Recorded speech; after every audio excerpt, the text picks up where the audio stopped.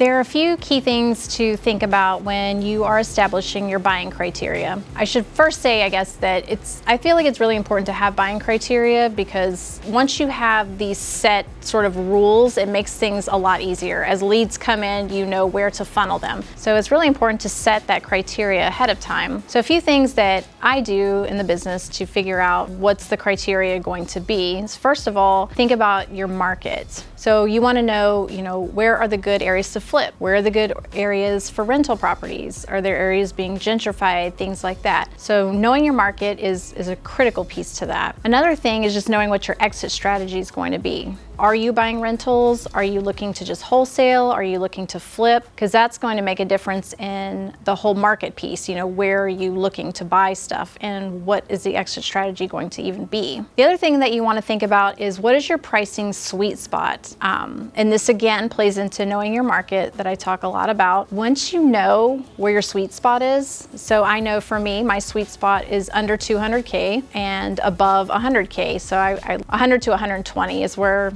the low end for me, up to 200. And it doesn't mean I won't do deals under that or above that, but I know that that is a sweet spot for me, that I can get buyers all day long with multiple offers on properties with no problem. And that's just something that you learn over time and being very observant about the deals that you're doing. Another thing to consider is, what are your deal breakers? So this was something that came up for me several years ago, and it wasn't part of my thinking about my buying criteria, but quickly became one, because what happened was I did a lot of houses that needed foundation work, and it was such a nightmare and such a mess. And so foundation problems for me became a deal breaker. So I know now that any lead that comes in, if it's got a foundation problem, I'm not going to rehab it. Doesn't mean I'm not going to buy it, but I'm definitely not going to rehab it. I'm likely going to wholesale it. So having that in mind, knowing what are the definite no's for you, what are things that you don't want to deal with, and being hard line on that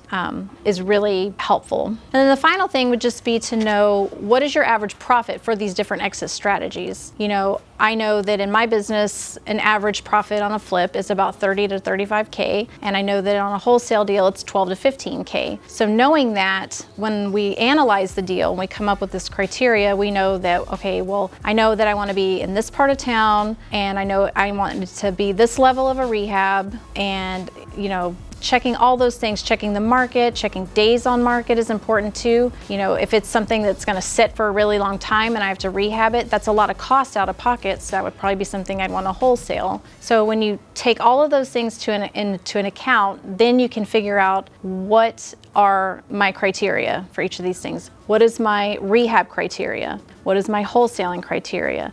What is my criteria for buying a rental property? What is my criteria for a multifamily? All those different exit strategies have their own criteria. So know the exit strategies, and then know what the criteria is set for each one of those. And that makes it so much easier when your leads come in. You know what buckets they go into, and it's very easy to analyze them very quickly and more efficiently, I think. If you want to talk more about how I do that, I would love to connect with you on my website at themelissajohnson.com.